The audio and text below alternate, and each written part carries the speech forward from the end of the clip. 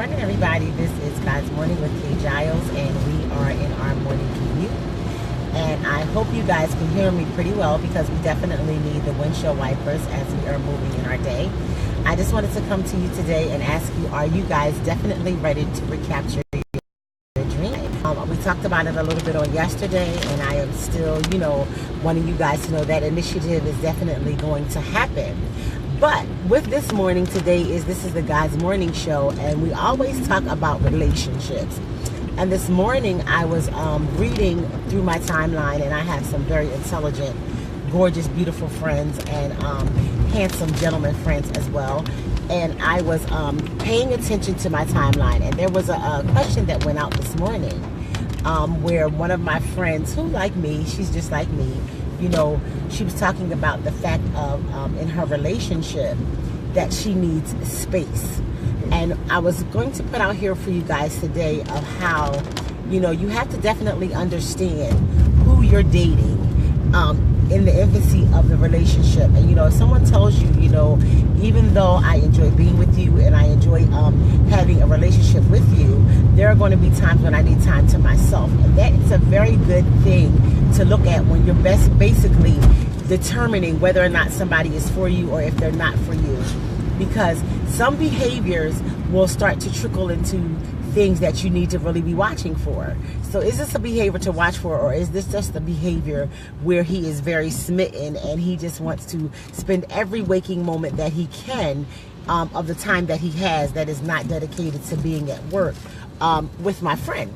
But I do understand how that can be very overwhelming. So today we're just going to talk about those things that we want you to definitely be honest. And we want to talk about communication within, stop that, that's too much noise. We want to talk about communication within any relationship, that it must be definitely communication.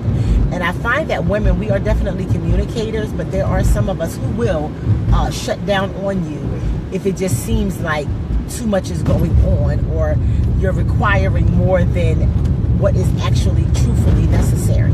And then is that the moment of, should I be checking this out in a different way, or is this something that I should be leaving alone? But this was just a fun question on this morning. It's not really a toxic behavior if the person wants to spend time with you or anything like that. So that's definitely not what I'm saying. I'm not saying, well, if the person wants to spend time with you and that's not who you are, then that's toxic. No, what I'm saying is you have to understand boundaries, and understand that boundaries allow for relationships to cultivate into something extremely beautiful. And you have to have them. And they have to be expressed and explained and understood by both parties. So I want you guys just to, have like an awesome day. And I think that today, by it raining, these are tears, or not tears, but showers of blessings. That's what we're going to look at till now. My hair, don't think it's showers of blessings, because it is about to do that all time, poof. Because, now with the natural initiative, no matter how I wear my hair, my natural hair is actually natural. And it will do the magic dragon puff any moment now. But I'm just laughing at that. But also be thankful that today is a beautiful day, even though it's raining. Now, don't get me wrong. On this beautiful day, I would love to be home and under my covers, just listening to the rain hit on the window and be like, yes. But this is one of those days where soup is definitely in order, and I'm a soup person. So this morning, we're just having a little fun commentary on God's morning, because I definitely want you guys to understand that you really need to capture your dream life. And it may not seem like it's a big deal, and it may not seem like it's a dream, even though my children have the ability to ride the school bus. Since we've been doing the family carpool, I've had the opportunity to take them to school. Some days it's rough, I have to tell you guys. Some days it's rough because, with siblings, they don't want to talk, don't look at me, don't do this, don't do that, don't touch me. And that's just like so annoying. However, I really enjoy having the time to take them to school. I really enjoy having the ability to do that, without feeling like I'm super rushed, or I have to hurry up and make my way to work. Excuse me, guys. I'm sorry. I have been, my week has been power packed. So if you see me yawning, I truly apologize.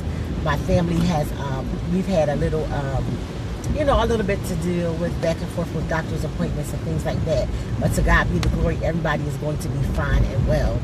Because why? This is the day that the Lord has made, and we shall rejoice and be glad in it. And I'm saying we shall as in my family, but even though we know the word of God definitely says I shall rejoice and be glad in it. And that's what it is. But I'm very grateful to have the ability to be there for family when I can, and that's how I feel like I'm recapturing my dream life. I'm getting a little emotional because where it may not matter to some, if you have the ability to drive a family member to the doctors, it really matters to me, and still know that God is going to provide, you know. And when I say provide, I mean that my faith and my works that I'm doing for my business are still coming into full view and into coming to pass, because I'm allowing my dream life to come to pass. So that's why I definitely would like for you all to visit, you know, www.recaptureyourdreamlife.com and sign up for the course if you most definitely can. Please share it.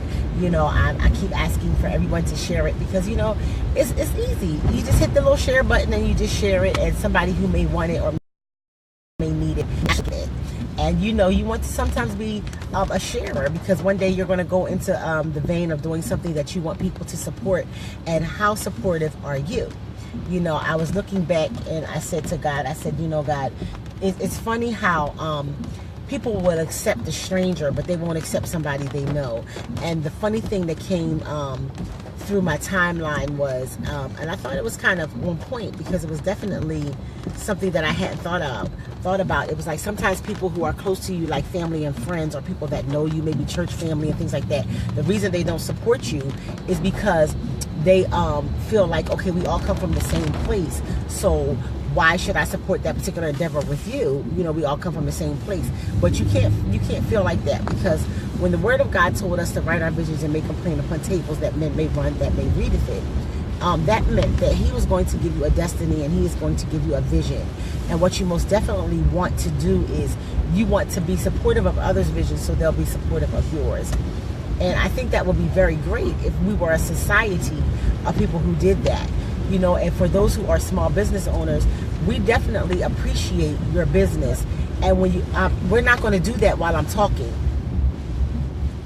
We really appreciate your business when you come to us, because we can get to know you better. We're a small business. We can get to know you better. For those shopkeepers that have small businesses and you go into their stores, they can understand who you are and get to know your needs and make sure they have what you need when you need it. But even though the mass stores, you know, like the big department stores, they can have things on demand, but they may not always be able to give you that personal touch. So sometimes that's what you want.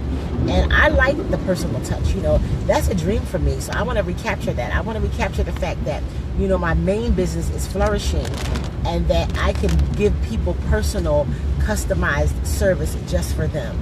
And I think that's a beautiful thing to be able to do as an individual. So, you know, I thought these were a couple key things that I wanted to talk about this morning, and I definitely wanted to put that question out there, you know, is it okay when you let your mate know the type of individual you are and you really want them to understand?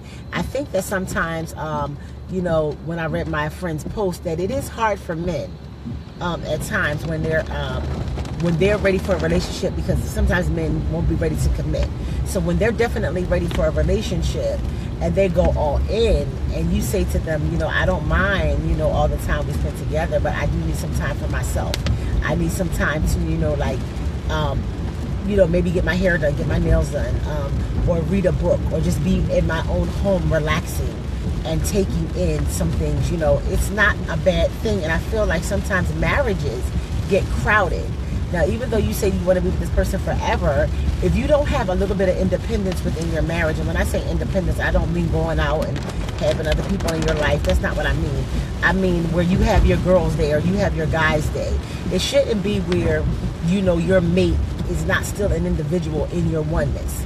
You know, you want to still have your individuality in your oneness, like your careers, your businesses, the things that you want to do in your life, and support one another. So when that happens, it's not anybody sitting around feeling like, okay, I can't accomplish my dreams, I can't accomplish my goals because we're always together, or we are doing everything as a team, but everything is not a team effort all the time. You know, sometimes you may want to do something that's just for you. Like maybe you want to go and get a massage or a facial, and you don't want it to be a couple's one. You know, it should be okay for that to definitely happen without anybody having hard feelings, anybody feeling some kind of way. And I think that we need to get to that place where jealousy becomes something that is non-existent within relationships. Now, there is I don't know if there's good jealousy. I just want to say there is good jealousy, but I don't think that's a good word to use. I think that it's good when, you know, you see others admire your mate or the person that you're dating, and you smile about it, you know, and you know that, oh yeah, that's mine, or oh yeah, that's good for me. Oh, he has on his seatbelt, I believe, sister, but he just is moving around. Zach, do you have your seatbelt on? Yeah, he has it on. He's just moving around too much. Put your arm down, Zachariah. I'm definitely in the commute, taking them to school. I'm really enjoying getting to have that ability. But let me tell y'all, it's a trial and a tribulation. I tell you, you know, people knock people who have nannies. Y'all better keep your mouths off them people that got them nannies, because I sure wish I had a nanny this morning. I'm telling you, a nanny, a maid, and a butler. I tell you, God is able and He is good, and a driver. Because I'm telling you, if my money was free right about now that God has in circulation for me, we will be in the car with the driver after the nanny has gotten them ready, after we had the butler take our book bags to the car, and the chef make us breakfast. Let me tell you something. There's nothing in the Word of God that says that you cannot, you know, have the finer things in life. Not one thing, nothing. So, hey, y'all better stop acting like people who have nannies is a bad situation. As long as that nanny knows her place and the family knows their place, it's all good.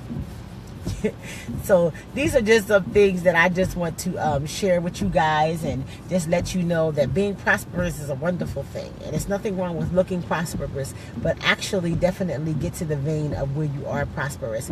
And how do you do that? You capture your dream life, you get your things in order, you get your goals down on paper, and you start moving, and you start definitely accomplishing everything that you set out to do in your life and with your destiny.